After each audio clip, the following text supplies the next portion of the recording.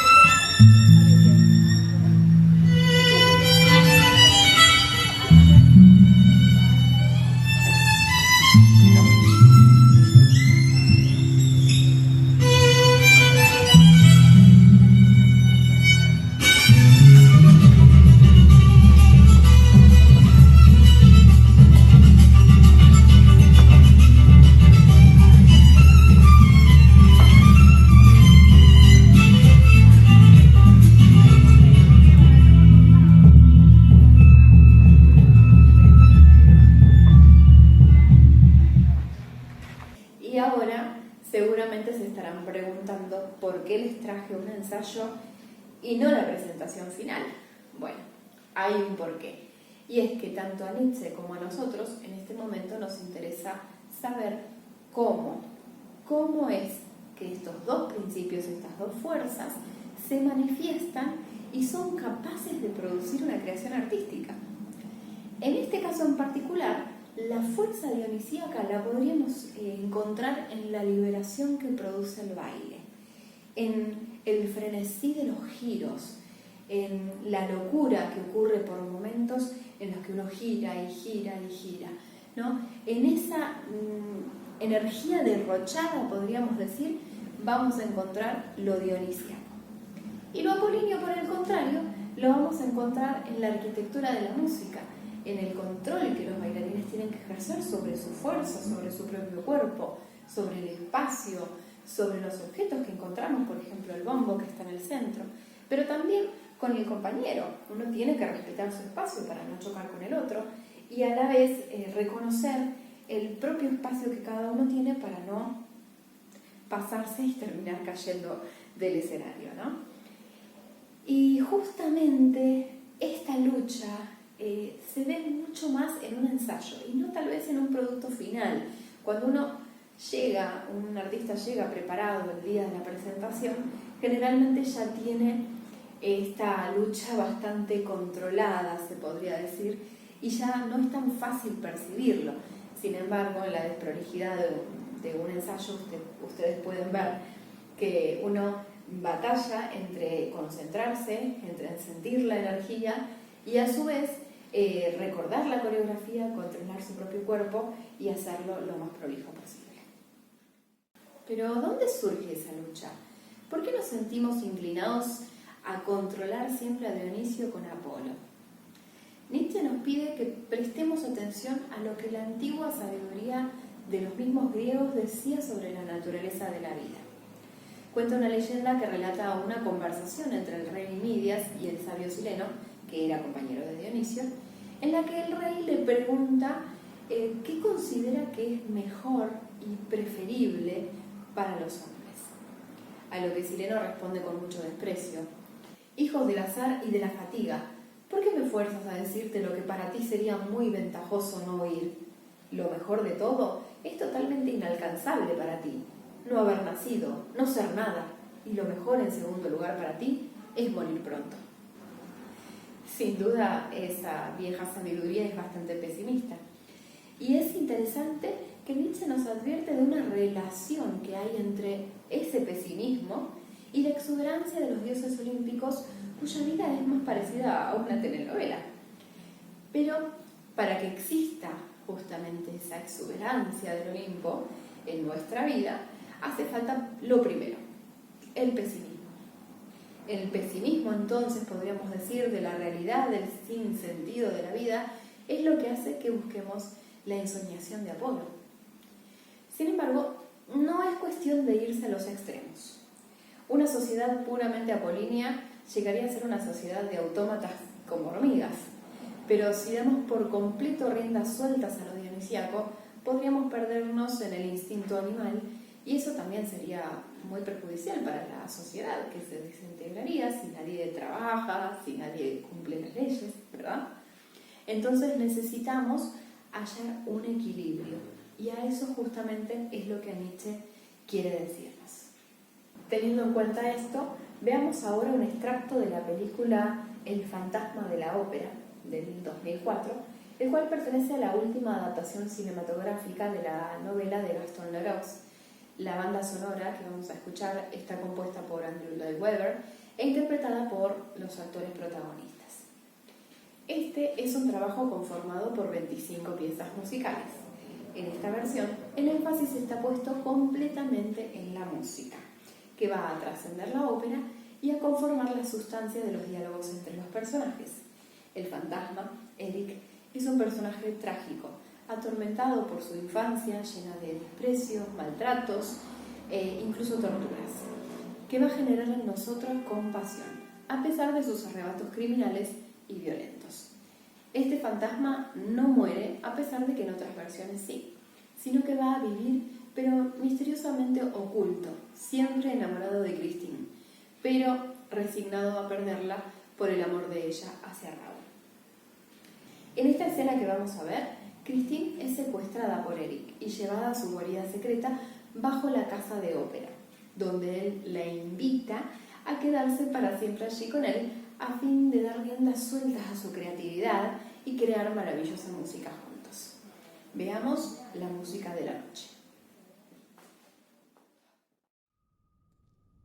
I have brought you to the seat of sweet music's throne, to this kingdom where all must pay homage to music. Music, you have come here for one purpose and one alone. Since the moment I first heard you sing, I have needed you with me to serve me to sing for my music. My music.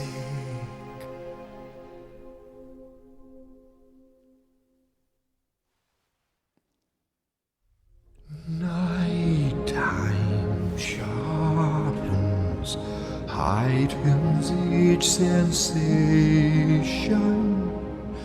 Darkness stirs and wakes imagination. Silently the senses abandon their defenses.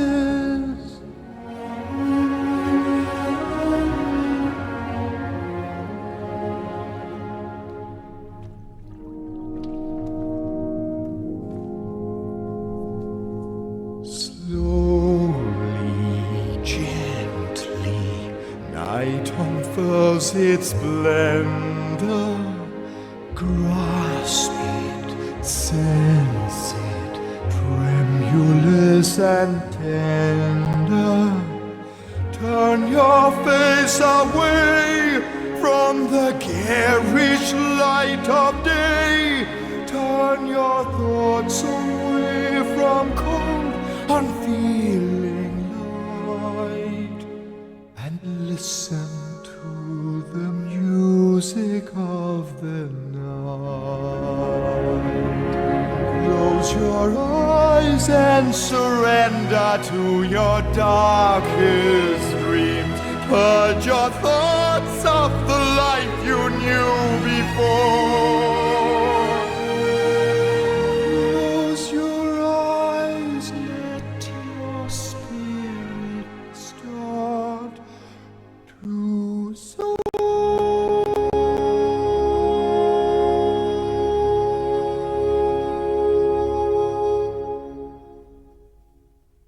And you live as you've never lived before. Softly, deftly, music shall caress you. Hear it, feel it, secretly possess you. Open up your mind, let your fantasies unwind in this darkness that you know you cannot find. The darkness of the music of the night. Let your mind start a journey through a strange new world. Leave all thoughts of the life you knew before. Let your soul take you where you long.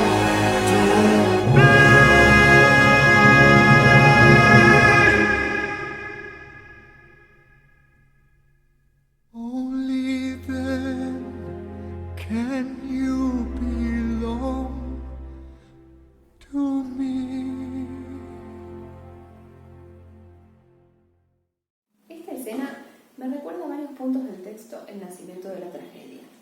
Uno es cuando Nietzsche habla del velo de malla, que se ha desgarrado y que está ondeando de un lado a otro.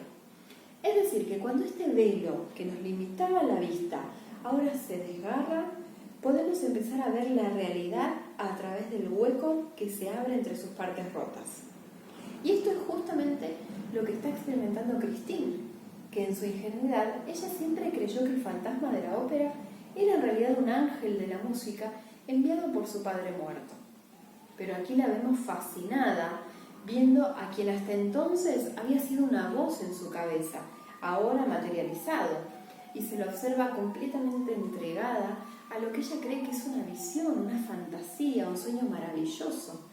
Es más, unos minutos más tarde se muestra el mismo pasaje por el que ella pasó de la mano de su ángel y en el que en ese momento ya lo veía como algo hermoso, un lugar mágico. Pero ahora que sabemos que el Phantom no es más que un hombre de carne y hueso, vemos la realidad de ese pasaje, que son fríos, húmedos, tenebrosos. Por otra parte tenemos a Eric, un hombre que ha sufrido muchísimo dolor desde que nació, que conoce la profundidad de la maldad del ser humano, la injusticia de la vida. Lo vemos viviendo en un mundo completamente paralelo, podríamos decir, que él mismo ha creado, una realidad en la que él tiene todo el control, tiene todo el poder, todos le temen, todos le obedecen. Vemos, por supuesto, muy marcado en su personalidad el lado dionisíaco, porque no tiene límites ni la genialidad, ni tampoco lo que es capaz de hacer para lograr lo que se propone. Y por otra parte, vemos por supuesto su lado apolíneo, en la fantasía en la que él se sumergió a sí mismo, ¿no? En el mundo de fantasía, escritura, escenografía, vestuarios, personajes, historia, escultura, pero también ingeniería, arquitectura, y todo esto lo ha creado para ocultar su sufrimiento y soledad. Y por supuesto, en esta historia encontramos la tragedia, que sería la triste realidad, decorada artísticamente, ¿no? Podríamos decir un equilibrio entre ambas fuerzas. Christine está enamorado de un buen hombre, no de Eric, y él tiene que aceptar que su amor por ella no es correspondido y va a pasar el resto de su vida viendo desde lejos la felicidad de ella en brazos de otra persona. Y hoy en día, ¿cómo se expresa lo dionisíaco y lo apolíneo? Podríamos decir que la música y el baile en eventos masivos provocan un frenesí que podríamos calificar de dionisíaco. Pero no es solo eso. Teniendo en cuenta que los antiguos griegos crearon el Olimpo y sus dioses, buscando en ellos un escape de la realidad de la vida que predican los dionisíacos, ¿dónde encontraríamos hoy un equivalente? Posiblemente nos inclinemos a decir que en el cine y el teatro actual, en el entretenimiento de hoy. ¿Cuántos de nosotros podemos negar que durante la pandemia no hemos pasado varias horas viendo películas o series que en otro momento no veríamos, simplemente para pasar el tiempo, para matar el tiempo, mirando algo que tal vez no nos guste tanto, pero necesitábamos hacerlo para olvidarnos por algunas horas de la realidad del mundo que se estaba viviendo, nuestra propia realidad, del temor a lo que pudiera llegar a suceder? Ahora, el asunto es que la mayoría de series o películas o obras teatrales que suelen ser populares en estos días suelen ser más bien del tipo apolíneo, es decir, generalmente tienen un final feliz, donde al final todo le sale bien al protagonista, o donde quien actúa mal tiene su merecido, el amor triunfa. Pero si esto es lo común, ¿dónde veríamos lo dionisíaco? En general, el tipo de entretenimiento donde se ve la realidad de la vida, que no siempre es justicia, donde el final no siempre es feliz, donde el protagonista incluso hasta tiene inclinaciones o deseos que no son aprobados por la sociedad, estos no son los que solemos encontrar como populares, sino que por el contrario, o no tienen éxito o hasta incluso son altamente criticados. Y es que cuando nosotros nos encontramos en el lado apolíneo, se podría decir, del sube y baja, el clásico juego que encontramos en los parques para niños, solemos juzgar con bastante dureza lo que contradice nuestra cómoda ensoñación. ¿Qué me recuerda esto? ¿Por qué lo traigo? Porque Nietzsche nos habla en un momento de las personas que son más inclinadas a lo apolíneo y cómo ellos ven a los dionisíacos. Él dijo esto: hay hombres que, por falta de experiencia o por estupidez, se apartan de tales fenómenos como de enfermedades del pueblo, ridiculizándolos y lamentándolos desde el sentimiento de su propia salud.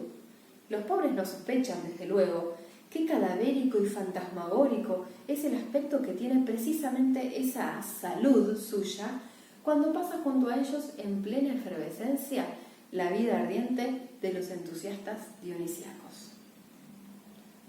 Antes de irme, los dejo con esta reflexión y también con una pregunta. ¿Qué fuerza dirían ustedes que domina nuestra vida? Muchas gracias.